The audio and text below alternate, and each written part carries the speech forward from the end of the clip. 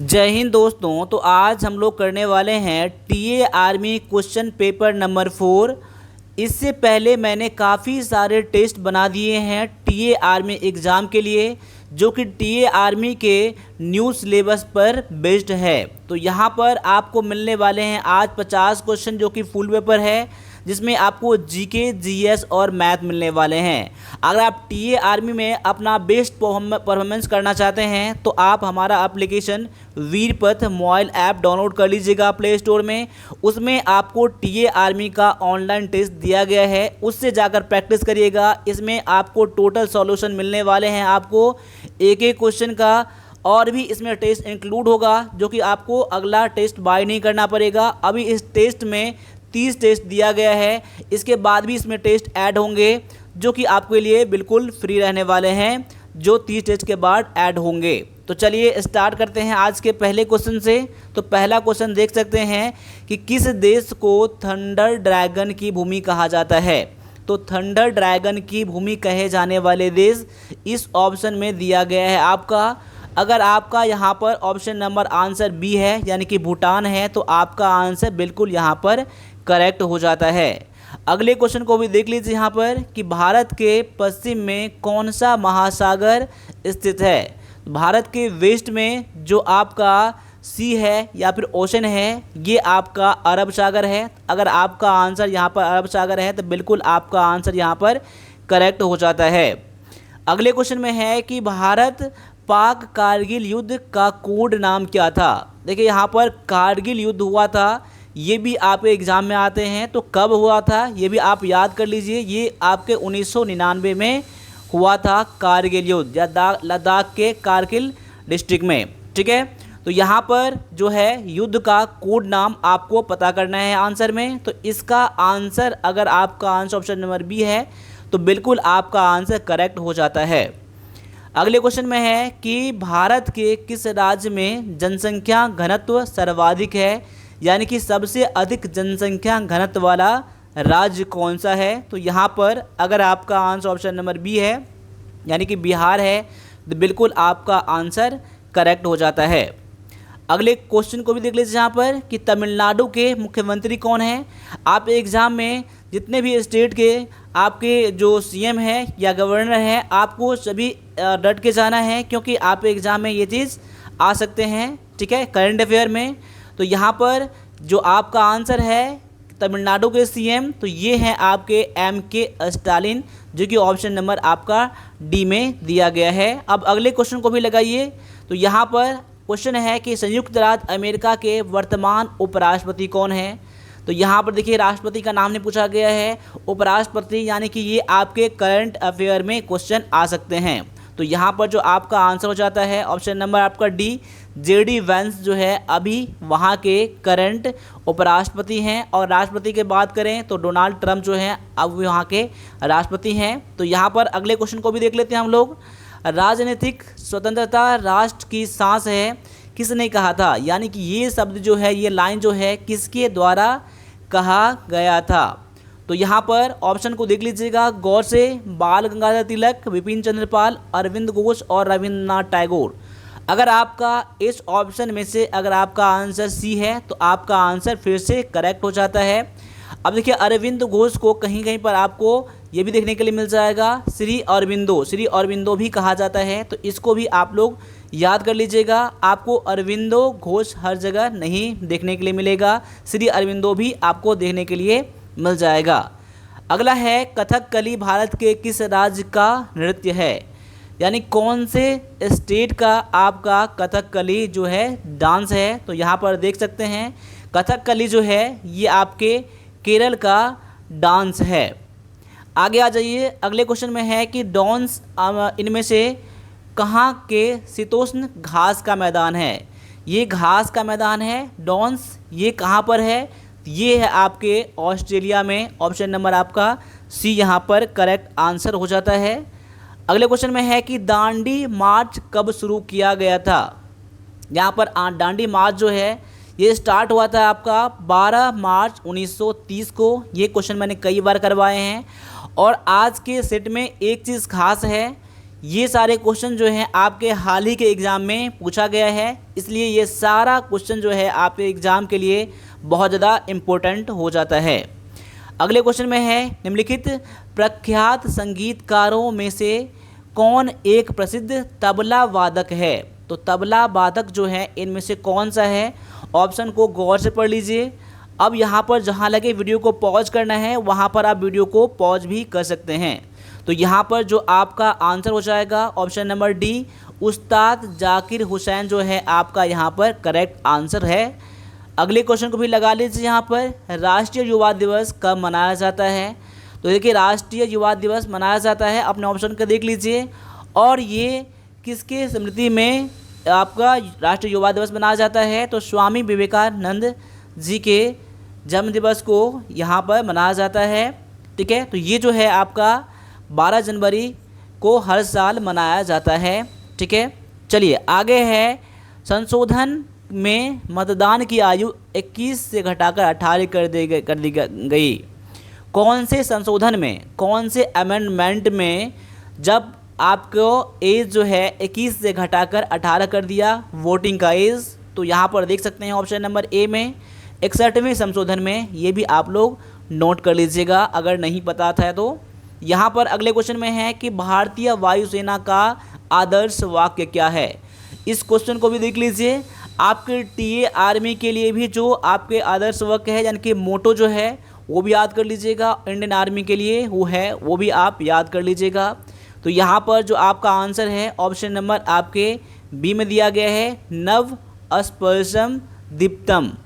इसका हिंदी मीनिंग क्या होता है। इसका मतलब होता है गौरव के साथ आकाश को छूना। क्या होता है, गौरव के साथ, यहाँ पर मैं लिख देता हूँ, यहाँ पर गौरव के साथ, ठीक है, आकाश को छूना, आकाश को छूना ये है। ठीक है ना। चलिए अगले क्वेश्चन में देखते हैं, दुनिया का सबसे शुष्क स्थान कौन सा है। दुनिया का सबसे शुष्क मतलब क्या है, ड्राइएस्ट, सूखा स्थान कौन सा है दुनिया का। तो यहाँ पर आपके ऑप्शन में है मैकमर्डो जो है आपका करेक्ट आंसर है। यहाँ पर देखिए, यहाँ पर मैकमर्डो जो है यहाँ पर, ठीक है, ये आर्कटिका का एक प्लेस है और यहाँ पर करीब कह सकते हैं कि 200 साल से ज़्यादा से वर्षा हुआ ही नहीं है एक बार भी। इसीलिए क्या है, दुनिया का सबसे ये आपका ड्राइएस्ट यानी कि सूखा यानी शुष्क स्थान है।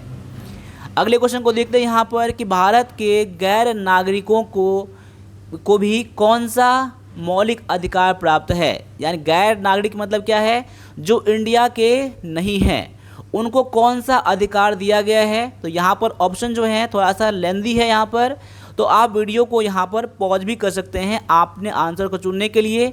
और आपका आंसर अगर ऑप्शन नंबर अगर बी आता है ना, जीवन और व्यक्तित्व स्वतंत्रता का अधिकार है, यानी जीवन और व्यक्तिगत स्वतंत्रता का अधिकार जो है ये दिया गया है भारत के गैर नागरिक को दिया गया है।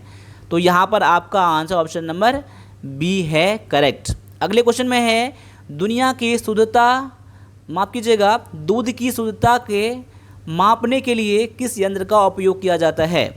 दूध की शुद्धता को मापने के लिए लैक्टोमीटर का उपयोग किया जाता है। तो ऑप्शन नंबर आपके सी में आंसर दिया गया है ये। अगले क्वेश्चन में है, बहुत ही इंपॉर्टेंट क्वेश्चन है, इसका भी आंसर दीजिए आप लोग। यहाँ पर है, ब्रह्मो समाज की स्थापना किसने की थी। यानी ब्रह्मा साम्राज्य की स्थापना किसने किया था। तो यहाँ पर ऑप्शन में देख लीजिए यहाँ पर। तो यहाँ पर आपका आंसर हो जाएगा क्वेश्चन नंबर 18 में राजा राम मोहन राय आपका यहाँ पर करेक्ट आंसर हो जाता है। अगले क्वेश्चन में है कि भारतीय संसद में शून्यकाल का अर्थ क्या है। अब इसके क्वेश्चन का भी आंसर जो है ऑप्शन लेंदी है, इसको भी आंसर आप लोग आराम से दीजिएगा, अपने अकॉर्डिंग वीडियो को पॉज भी कर सकते हैं। तो यहाँ पर आपका आंसर ऑप्शन नंबर सी आना चाहिए, जो क्या होता है, प्रश्नकाल के तुरंत बाद का जो समय आता है ना, ठीक है, उसे कहते हैं हम लोग शून्यकाल का टाइम कहते हैं। ठीक है, चलिए अगले क्वेश्चन में दिया गया है, प्रसिद्ध सांची स्तूप मूल रूप से किसने बनाया था, किसके द्वारा बनवाया गया था। सांची का स्तूप, ठीक है, जो बौद्ध धर्म से रिलेटेड है। तो यहाँ पर जो है आपका आंसर ऑप्शन नंबर ए है अशोक, ठीक है, जो कि मुगल साम्राज्य के जो सम्राट थे, ठीक है, वो थे अशोक, उनके द्वारा ये बनाया गया है सांचो का स्तूप, ठीक है। चलिए अगले क्वेश्चन में है कि त्वरण की एसआई इकाई क्या है, यानी कि एसआई मात्रा क्या है। तो यहाँ पर ऑप्शन में देख लीजिए, यहाँ पर आपका आंसर हो जाएगा MS स्क्वायर, यानी कि क्या है मीटर पर सेकंड स्क्वायर, मीटर पर सेकंड स्क्वायर कहते हैं हम लोग इसको। तो यहाँ पर आपका आंसर हो जाता है। अगले क्वेश्चन में है कि बीज अंकुरण की एक आवश्यक विशेषता किसकी उपस्थिति है, यानी इस क्वेश्चन का मतलब क्या है, जब बीज अंकुरण होता है, जब भी आप लोग बीज को बोते हैं तो सबसे ज़्यादा ज़रूरी जो है वो कौन सा चीज़ है। तो यहाँ पर देख सकते हैं इन चारों में से, देखिए यहाँ पर खनिज भी चाहिए, जल भी चाहिए, लाइट भी चाहिए, टेम्परेचर भी चाहिए, लेकिन सबसे ज़्यादा जो है वो चाहिए ही चाहिए, वो क्या है, ये है आपका जल, यानी कि वाटर जो है सबसे एसेंशियल है, अनिवार्य है। तो यहाँ पर ये क्वेश्चन पूछा गया था, तो यहाँ पर आपका आंसर ऑप्शन नंबर बी था। अगले क्वेश्चन में भी है कि दूध माफ़ कीजिएगा, दही से मक्खन को अलग करने के लिए उपयोग की जाने वाली तकनीक का नाम बताएं। दही से जो मक्खन को अलग करते हैं वो कौन से विधि, कौन सा टेक्निक से अलग करते हैं, उसका नाम क्या है। यहाँ पर ऑप्शन में देख लीजिए यहाँ पर, तो यहाँ पर आपका आंसर अगर ऑप्शन नंबर ए है अपकेंद्रण है तो बिल्कुल आपका आंसर यहाँ पर करेक्ट हो जाता है। अगले क्वेश्चन में है कि डंडल यानी ठंडल से अनाज को अलग करने के लिए उपयोग की जाने वाली प्रक्रिया क्या है। देखिए यहाँ पर जब लोग गेहूँ काटते हैं, धान काटते हैं ना, उसको जब उसमें से अलग करते हैं उस प्रक्रिया को क्या कहते हैं। तो यहाँ पर ऑप्शन में देख लीजिए, यहाँ पर क्लियर है, उसे थ्रेसिंग कहा जाता है, ठीक है, थ्रेसर से उसको अलग किया जाता है, डंडल को और अनाज को अलग कर दिया जाता है। अगले क्वेश्चन में है कि गोल्डन राइस में किसकी उच्च मात्रा होती है। गोल्डन राइस जो है इसमें सबसे ज़्यादा कौन सा विटामिन पाया जाता है। तो यहाँ पर आपका आंसर ऑप्शन नंबर बी में दिया गया है, जो कि है विटामिन ए, ठीक है। चलिए अगला क्वेश्चन में है कि वयस्क मनुष्य में कितने रंधक दांत होते हैं। रत्नक दांत, रत्नक दांत मतलब क्या होता है, फाड़ने वाला दांत, जो भी आप लोग खाते हैं ना और जिस दांत से आप लोग फाड़ते हैं उस दांत को क्या कहते हैं। तो देखिए यहाँ पर वयस्क मनुष्य में 32 दांत होते हैं टोटल, ठीक है। 32 दांत में से क्या होता है, रत्नक दांत जो होता है ना, 2 ऊपर होता है और 2 नीचे होता है, कुल मिलाकर 4 होता है, ठीक है। तो ये ऑप्शन नंबर ये डी में दिया गया है। अगले क्वेश्चन में है निम्नलिखित में से कौन एक विद्युत परिपथ का घटक नहीं है, ठीक है। इलेक्ट्रिक करंट का जो है कौन सा एक कंपोनेंट नहीं है। अब देख सकते हैं स्विच है, बोर्ड है, ठीक है, आपका रजिस्टर है और कैपेसिटर है।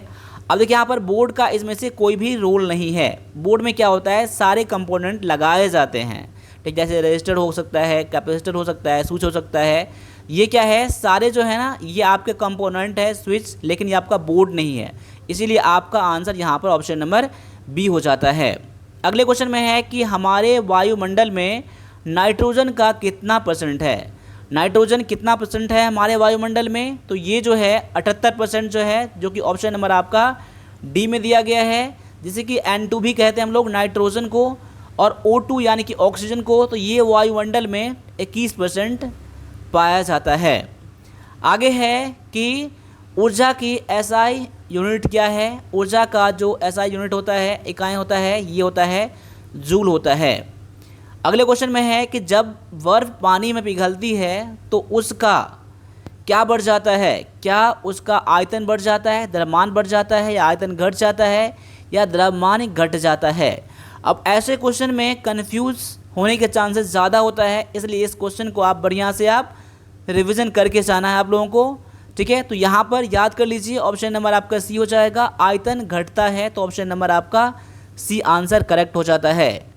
अगले क्वेश्चन में है कि संपीड़ित प्राकृतिक गैस CNG का मुख्य घटक कौन सा है।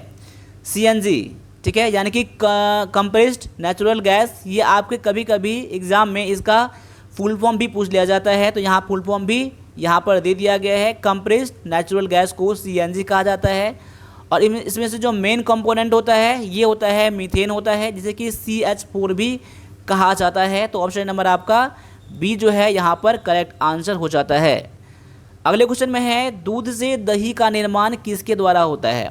तो दूध से दही का जो निर्माण होता है वो लैक्टोबैसिलस जीवाणु जो होता है ना उनके द्वारा होता है। तो यहाँ पर ऑप्शन नंबर बी आपका यहाँ पर करेक्ट आंसर है। अगले क्वेश्चन में है निम्नलिखित में से कौन पदार्थ की पांचवी अवस्था है। पदार्थ के जो पांचवी अवस्था है ये है बोस आइंस्टीन कंडेंसेट है, जो आपका आंसर ऑप्शन नंबर सी में दिया गया है। अब अगले क्वेश्चन को भी लगाइए यहाँ पर मेरे आंसर करने से पहले। पाश्चुरीकरण किससे संबंधित है। तो पाश्चुरीकरण जो है ये आपका दूध का बंध्याकरण जो है, स्टेरिलाइजेशन ऑफ मिल्क जो है, यह आपका आंसर ऑप्शन नंबर ए में दिया गया है। अगला क्वेश्चन है कि श्वसन की प्रक्रिया क्या है।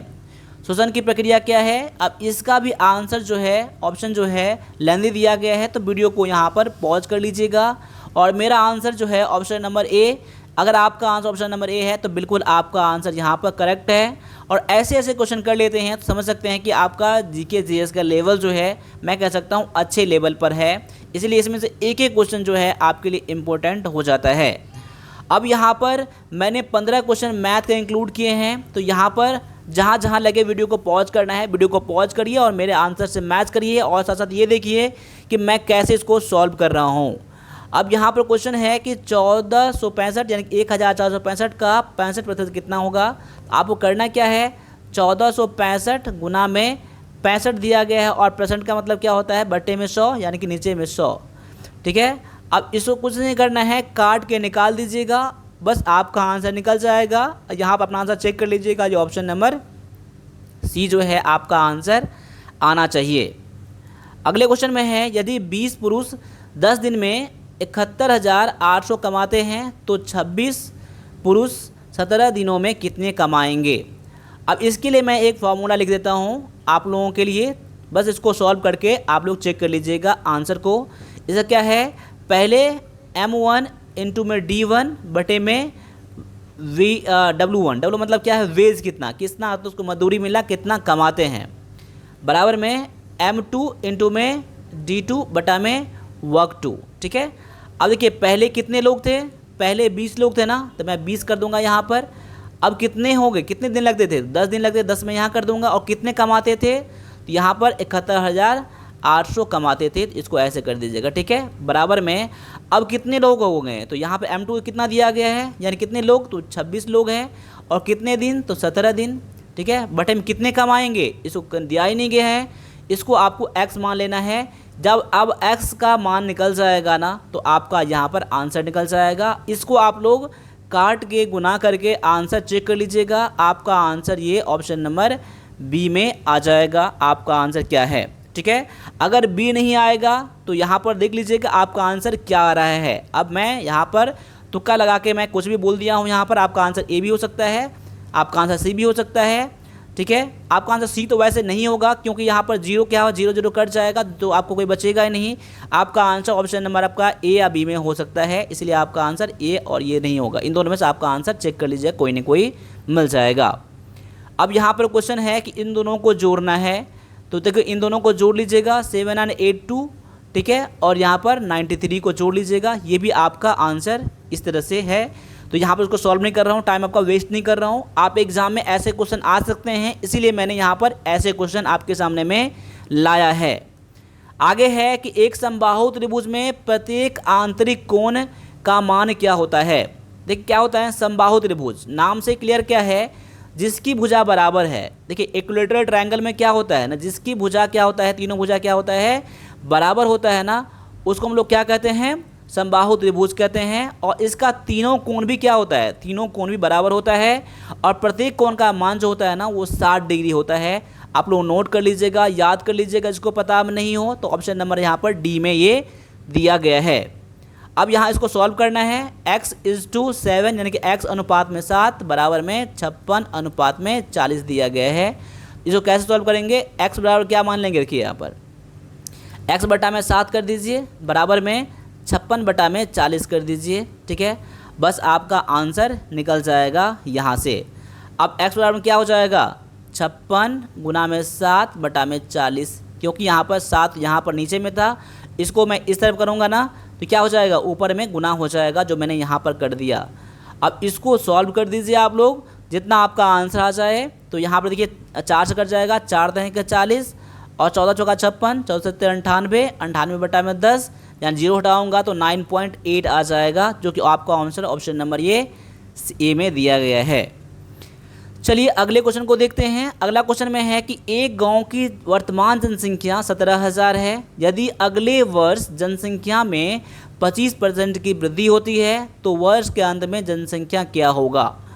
अब देखिए यहाँ पर अभी जनसंख्या कितना था, 17,000 था ना, उसमें कितना वृद्धि हो गया, 25% की वृद्धि हो गया। इसका आप लोग 25% निकाल लीजिए। यहाँ पर 25% निकालेंगे ना, कितना निकल जाएगा, 0 0 कट जाएगा। अब 25 से गुना कर दीजिए, यहाँ पर 0 0 हो जाएगा और 25 0 0 25 सत्ते 175 हो जाएगा। 175 का कितना हो जाएगा, 5, हाथ में कितना हो जाएगा 17, यानी कि आपका कितना हो जाएगा 0 5 हाथ में 17 हो जाएगा। 25 का 25 17 कितना हो जाएगा 42 हो जाएगा, यानी कि इतना निकल गया।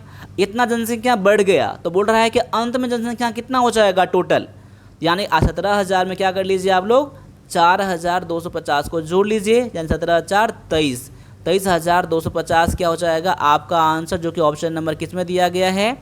यहाँ पर आंसर आपका गलत निकल गया। 17 4 21,000 होता है, ठीक है 21, यानी कि 21,250 दिया गया, ऑप्शन नंबर आपका ए में दिया गया है।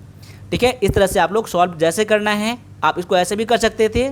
17,000 इंटू में 125 बटा में 100, 125 मतलब क्यों करूँगा, टोटल जनसंख्या 100%, उसमें 25% बढ़ गया ना, 25% बढ़ गया ना, इसलिए मैंने यहाँ पर 125 कर दिया। इससे आपको क्या हो जाएगा ना, डायरेक्टली आपका 21,250 आपका आंसर निकल जाएगा। अगले क्वेश्चन में है 48 को एक सरलीकृत भिन्न के रूप में व्यक्त करने के लिए कह रहा है यहाँ पर, यानी परसेंट को फ्रैक्शन में बदलने के लिए कह रहा है। परसेंट मतलब क्या होता है, बटा में 100 होता है, तो 48 बटा में क्या हो जाएगा 100 हो जाएगा।